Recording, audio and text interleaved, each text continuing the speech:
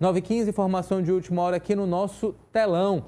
Mensagens de Ed Clay indicam acesso prévio a mais 2 questões do Enem não anuladas pelo INEP. Vejam só o nível de complicação do Enem 2025. Abre aspas.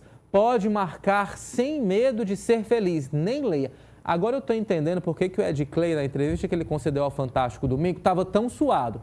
Eu pensei que era por causa do calor de Sobral, mas não. Nervosismo. E essa informação aqui deve deixar ele ainda mais nervoso. Produção, passa para mim, por favor, aqui essa matéria, porque eu não estou tendo acesso ao nosso telão. Agora sim. Ed Clay Teixeira, estudante de medicina, que divulgou em uma live do YouTube 5 dias antes do Enem 2025 questões quase idênticas às da prova oficial, indicou em um grupo de WhatsApp as respostas corretas de outras 2 perguntas de matemática, com uma antecedência ainda maior, em março deste ano, a 8 meses da prova oficial. E agora a gente vai ver os detalhes, né? Isso é muito grave. A de probabilidade de lançamento de dados, 178 da prova azul, 176 da cinza, 169 da amarela e 172 da verde. E a questão da solução com concentração de 99,90%, questão 140 da prova azul, 144 da cinza, 137 da amarela e 148 da verde. Agora sim estou conseguindo mexer. Ambas continuam consideradas válidas no gabarito divulgado pelo Instituto Nacional de Estudos e Pesquisas Educacionais Anísio Teixeira, o INEP, mas é bem provável que essas questões também sejam anuladas. O órgão cancelou apenas as 3 perguntas que haviam sido expostas por Ed Clay na live, após reportagem publicada em primeira mão pelo G1 na semana passada, uma repórter que a gente aqui parabeniza, que conseguiu detectar. O G1 também mostrou que Ed Clay Teixeira montou um esquema para pagar pela memorização de questões de uma prova na qual as questões do Enem eram pré-testadas.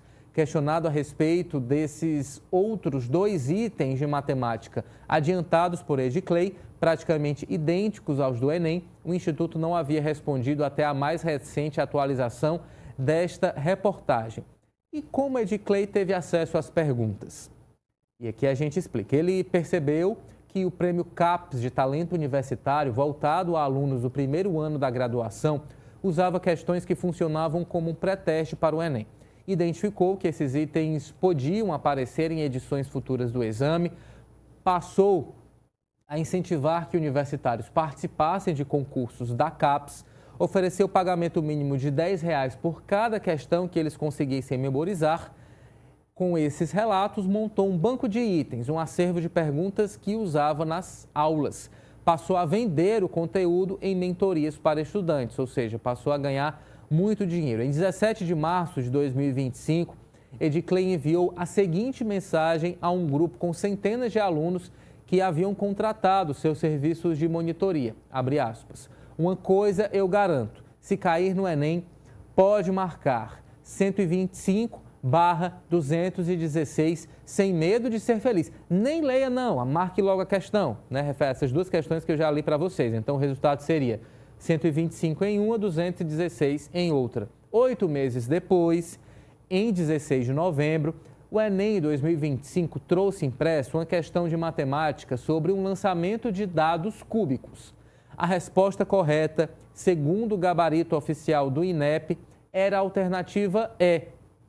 Arthur, com possibilidade 125/216. Na verdade, em relação a só uma pergunta, né? Ou seja, é o mesmo resultado que ele falou na mensagem lá em março, né? Então, muitos meses depois, a gente tem aí exatamente o que ele disse que ia acontecer.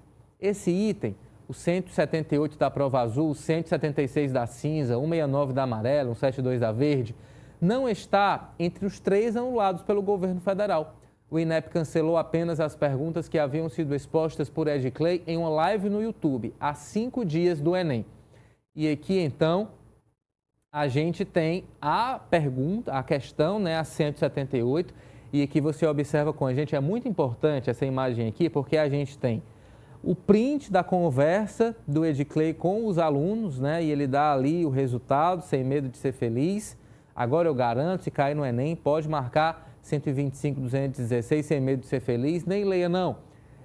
Ele não garantia que a questão ia cair, né? Mas se cair, é só fechar os olhos e marcar a questão como já aparece aqui, né, em vermelho. Tudo exatamente como Ediclei previa. E aqui do lado a questão. Vou até ler a questão. 3 dados cúbicos com faces numeradas de 1 a 6 foram utilizadas em um jogo. Arthur escolheu 2 dados e João ficou com o terceiro. O jogo consiste em ambos lançarem seus dados, observarem os números nas faces voltadas para cima e compararem o maior número obtido por Arthur com o número obtido por João. Vence o jogador que obtiver o maior número. Em caso de empate, a vitória é de João. O jogador que tem a maior probabilidade de vitória e a resposta é certa, Arthur, com probabilidade 125 por 216. Também em março, no mesmo grupo de WhatsApp, Ediclei enviou a mensagem. Aqui já é a outra questão, vou ler bem rapidinho. Você tem 10 ml de uma solução com concentração 99,95 de água e o restante de cloro. De quantos mililitros de água pura você precisaria adicionar a essa solução para que a concentração de água passe a ser 99,90? A resposta era 5. Mais uma vez, a situação problema apareceu no Enem oficial de novembro, com números idênticos ao adiantados por Ediclei. Aqui a gente tem a pergunta, né, a questão, e aqui a gente tem o print do Ediclei dizendo exatamente a resposta, né, que seria a questão da água, que dava 5, eu mandei no privado de todos, né? Tá aqui também o print, ou seja, a situação do Ediclei só se complicando. Vamos aguardar também qual vai ser a reação do Enem. 9h22, né, um Povo News